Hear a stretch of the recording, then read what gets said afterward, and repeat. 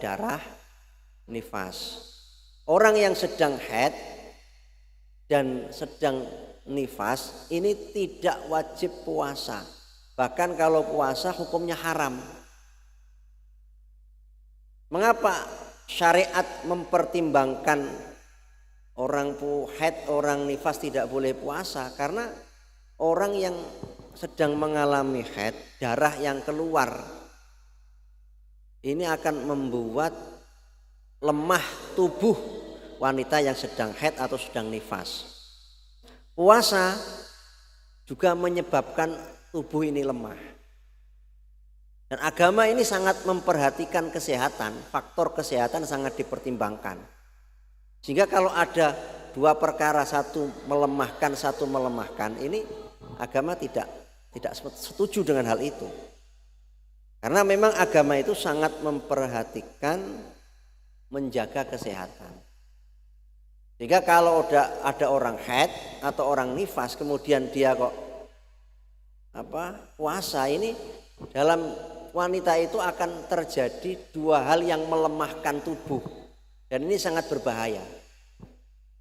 Maka syariat melarang orang yang haid, orang yang sedang nifas untuk melakukan puasa.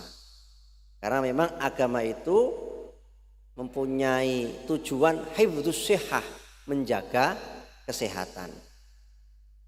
Tetapi nanti bagi wanita yang haid atau wanita yang nifas itu setelah haidnya berhenti, nifasnya berhenti, diwajibkan mengqadha puasa. Nah, ini perbedaan antara puasa dan sholat. Kalau sholat wanita haid atau nifas sholatnya tidak diqadha, tidak wajib diqadha. Tapi kalau puasa wajib diqadha. Mengapa berbeda? Karena kalau puasa itu kan hanya puasa Ramadan dan hanya beberapa hari. Tapi kalau sholat kan banyak sholat nanti yang harus diqadha. Dan inilah kemurahan agama. Bahwa wanita yang haid, yang nifas tidak diwajibkan mengqadha sholat yang ditinggalkan selama dia haid atau nifas. Tapi kalau puasa karena terbatas, puasa itu terbatas hanya beberapa hari, maka tetap diwajibkan mengqadha. Jadi beda ya antara puasa dan sholat. Kalau sholat itu tidak wajib diqadha bagi wanita yang mengalami haid atau nifas. Kalau puasa ini wajib diqadha. Wa yajuzulan wajib apa alfitru buka mokel limusafirin kedue wong kang lelungan safara qasrin kelawan lelungan kang menangaken kosor. Safara qasrin kelawan lelungan kang menangaken kosor. Wa illam yasyukka senajan ora abot alaihi ing atase musafir apa as-saumu poso. Apa as-saumu poso. Jadi orang yang sedang bepergian, perginya jauh, yang memperbolehkan qashar, artinya melewati jarak 87 km. Masafatul qasri, jarak yang memperbolehkan qashar. Itu dan perginya lungane itu sebelum fajar. Ini misalkan jam 3 atau jam 2 pergi ke Surabaya. Sampai Kediri sudah boleh makan, minum, boleh tidak berpuasa. Ini bentuk rukhsah, bentuk kemurahan yang diberikan oleh agama bagi orang yang sedang bepergian. Ya.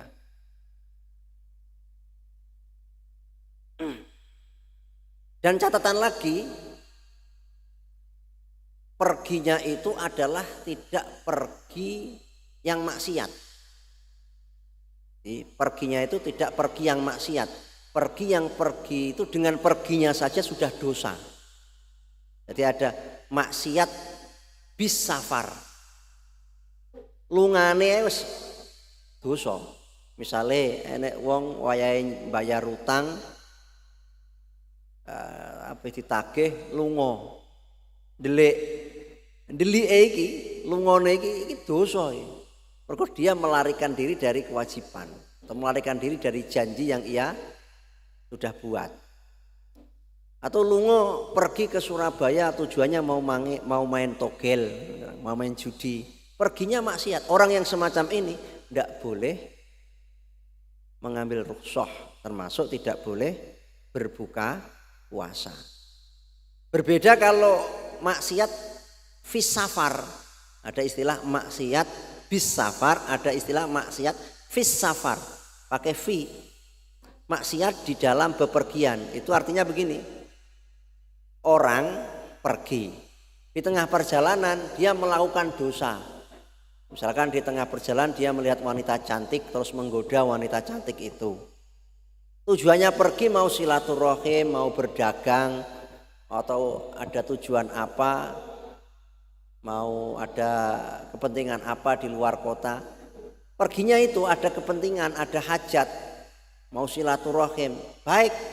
Tapi di tengah perjalanan dia melakukan dosa. Ini maksiat fis safar. Kalau maksiat fis safar ini boleh mengambil rukhsah. Tetap boleh mengambil rukhsah. Jadi kalau maksiatnya itu bis safar tidak boleh mengambil rukhsah. Kalau maksiatnya fis safar itu boleh. Nah ini yang tidak boleh itu ketika memang perginya saja sudah maksiat. Jadi orang yang bepergian yang memenuhi syarat yaitu perginya lebih dari jarak qashar, perginya itu sebelum terbit fajar, kemudian perginya itu bukan dalam rangka kemaksiatan, itu boleh mengambil rukhsah yaitu berbuka puasa. Wa illam yasyukka alai shaum, walaupun puasa baginya tidak berat. Dan ini kuat-kuat ae poso, ndak masalah. Mergo ya saiki kan fasilitas kan enak, mobil enggak panasan, enggak kesulitan, tetapi tetap boleh. Jadi dasar diperbolehkannya berbuka puasa bagi orang yang bepergian itu bukan masyaqqatnya. Jika walaupun tidak masyaqqat, tidak berat, tetap boleh berbuka puasa. Karena faktor-faktor yang memperbolehkan dia berbuka itu sudah ada. Yaitu dia perginya tidak maksiat, kemudian jaraknya sudah memenuhi syarat. Ya sudah, karena memenuhi syarat diperbolehkannya berbuka puasa, ya boleh berbuka puasa. Walaupun di tengah perjalanan dia tidak mengalami kesulitan, tidak mengalami keberatan untuk tetap melaksanakan puasa. Nah, seandainya begini, ada orang pagi-pagi di rumah puasa. Misalkan ya pagi jam 6 itu masih di rumah puasa. Kemudian jam 9 dia pergi ke Surabaya. Boleh enggak bagi orang semacam ini untuk berbuka puasa? Boleh enggak? Tidak boleh. Mengapa? Karena dia perginya setelah terbitnya fajar. Lagi catatannya tadi, boleh berbuka puasa bagi orang yang bepergian itu kalau perginya sebelum terbit fajar. Kalau perginya setelah terbit fajar, habis subuh jam 6, jam 7 baru pergi, maka tidak boleh berbuka puasa. Jadi yang memperbolehkan itu kan janibus safarnya.